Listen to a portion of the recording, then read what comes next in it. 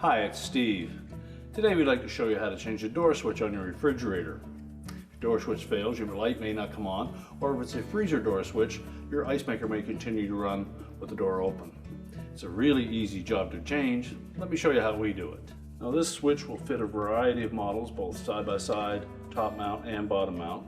We've chosen the bottom mount today for our demonstration, and the procedure for replacing the switch will be similar for all styles.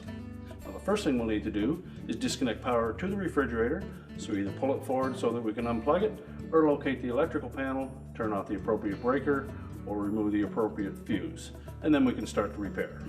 Now that we have the door opened up, we're going to take a putty knife and we're going to come in on the right hand side of that switch and just depress the plastic locking tab that secures it to that liner. Just to press that enough that we can pull down on the switch at the same time.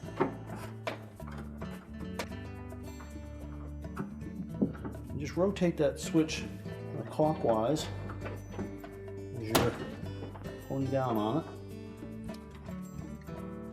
The wire harness is typically long enough that we can pull it right through that opening. Once we have the switch out, we'll remove the wires from the old one. You may need a pair of needle nose pliers in case they're on there snug. You just pull on the terminal. Take note of the location of each of the wires. Then discard the old switch. Then we'll take the new switch, connect the wires in the proper position.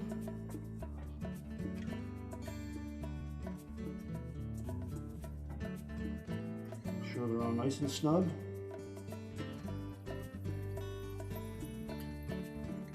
And then when we install that switch, we're going to put the terminal end of the switch in first, push it up in as far as it will go, and then pivot it counterclockwise to lock it into place. Spring type tab on that right hand side of the switch will hold it in place. So just feed the wire harness up into the opening.